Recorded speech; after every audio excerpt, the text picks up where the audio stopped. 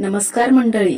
श्री स्वामी समर्थ महाराज तुमच्या सर्व चांगल्या इच्छा आणि मनोकामना पूर्ण करो हीच स्वामी चरणी प्रार्थना करते आणि आजच्या या नवीन व्हिडिओला सुरुवात करते.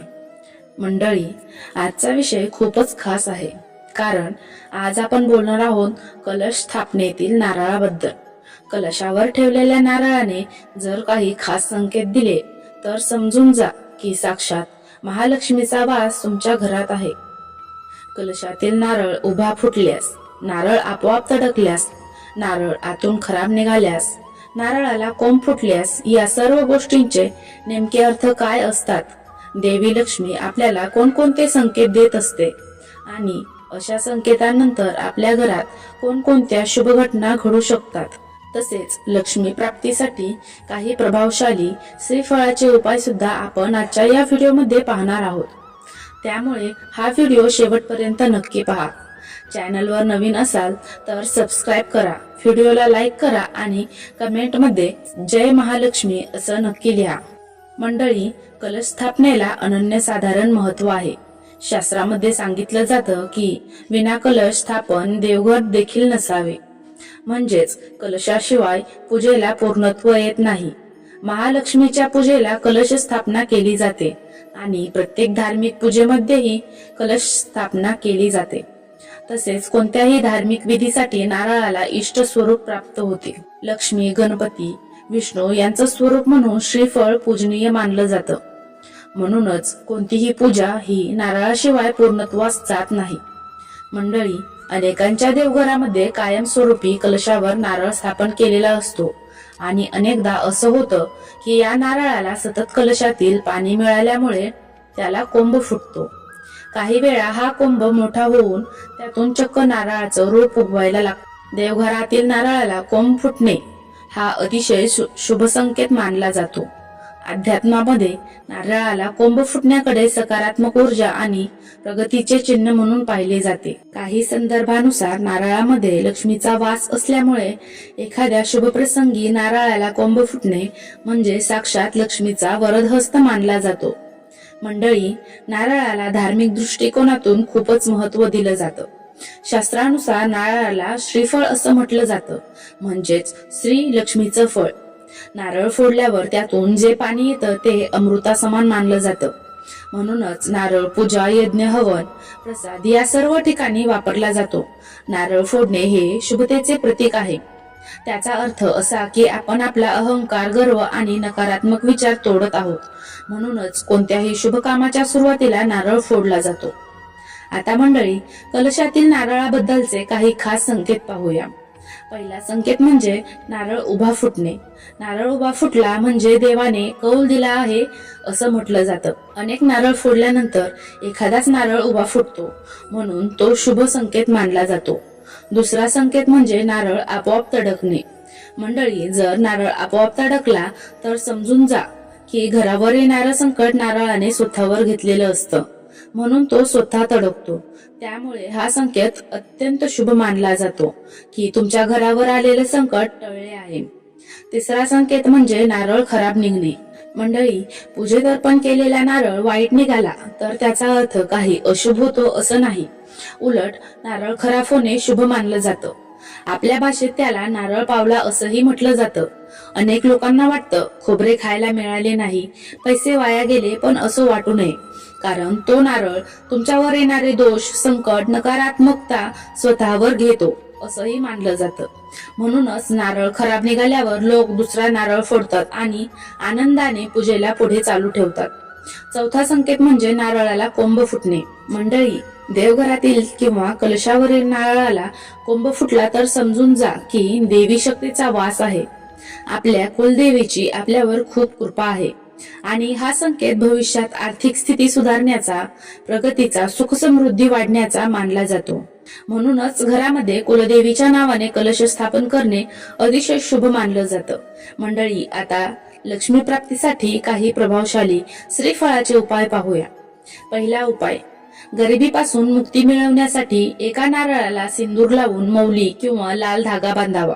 त्यानंतर हा नारळ हनुमानजींना अर्पण करावा. किमान 11 मंगळवार हा उपाय नक्की करावा. त्यासोबत हनुमान चालीसा वाचत राहा. हळूहळू गरिबीचे बंधन कमी होईल आणि घरात सुख समृद्धी वाढेल. दुसरा उपाय, पाण्याचा नारळ एखाद्यावरून 21 वेळा उतरवून मंदिरात जाळतात असंही अनेक ठिकाणी सांगितलं जातं. हे उपाय विशेषतः अडचणी, नकारात्मकता, सतत येणारे त्रास यासाठी केला जातो.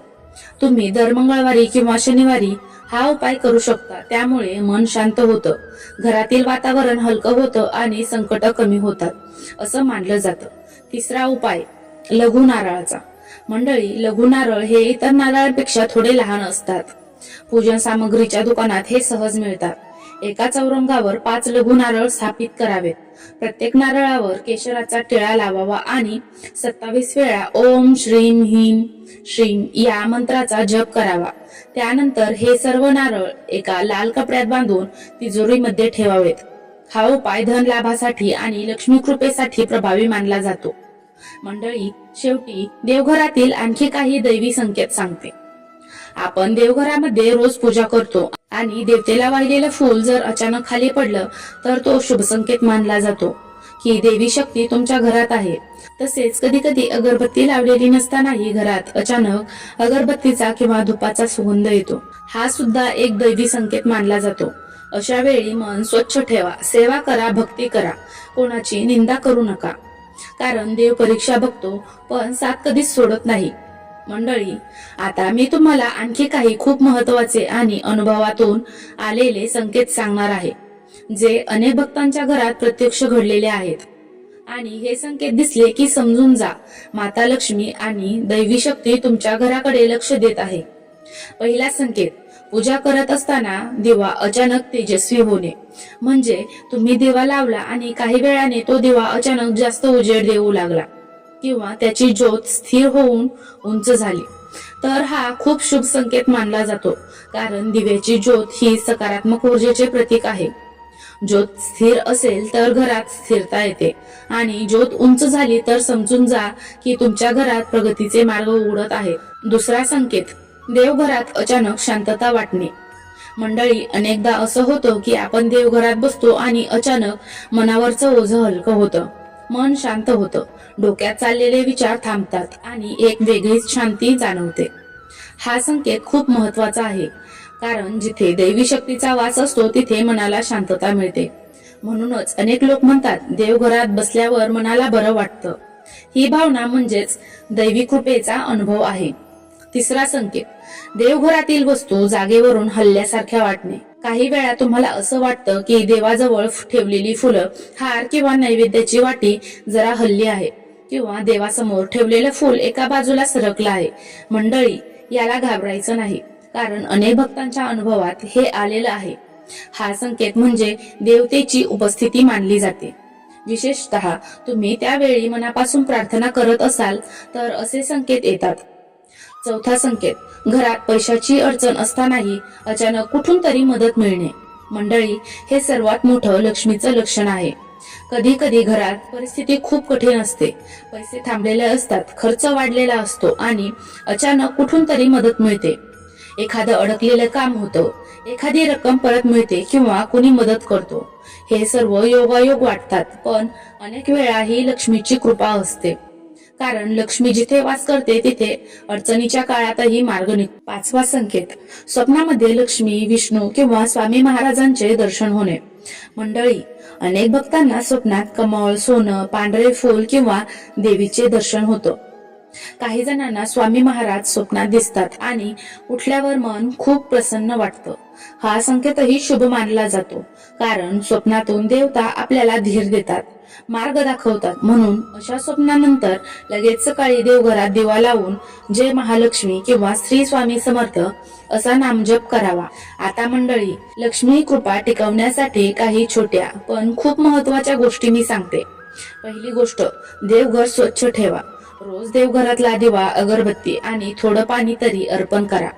दुसरी गोष्ट, घरात भांडण, कटू शब्द आणि नकारात्मक बोलणं कमी करा कारण लक्ष्मी ही शांती आणि पवित्रतेत वास करते. तिसरी गोष्ट, शक्य असेल तर गुरुवारी किंवा शुक्रवारी गाईला चारा द्या किंवा एखाद्याला अन्नदान करा कारण दान हे लक्ष्मीचं मुख्य लक्षण आहे. आणि मंडळी, एक अत्यंत सोपा उपाय सांगते जो अनेकांनी करून अनुभव घेतलेला आहे. शुक्रवारी सकाळी एक नारळ घ्या, त्यावर थोडं हळद कुंकू लावा आणि लाल धागा बांधा. मग तो नारळ देवघरात माता लक्ष्मी समोर ठेवा आणि मनापासून प्रार्थना करा की माता, माझ्या घरात सुख समृद्धी टिकू दे, माझ्या घरात पैसा थांबू दे आणि माझ्या घरातून दारिद्र्य दूर कर. ही प्रार्थना करून ओम श्री महालक्ष्मीभ्यो नमः हा मंत्र 108 वेळा जप करा. त्यानंतर तो नारळ तिजोरीत किंवा धान्याच्या डब्यात ठेवा. हा उपाय धनवृद्धीसाठी खूप शुभ मानला जातो. मंडळी, लक्षात ठेवा, देव घरात वास करतो, पण देव तिथेच जास्त टिकतो जिथे मन स्वच्छ असतं, जिथे श्रद्धा असते, जिथे सेवा असते. आणि म्हणूनच तुम्ही जेव्हा नारळाचे हे शुभ संकेत पाहाल तेव्हा घाबरू नका, उलट आनंद करा.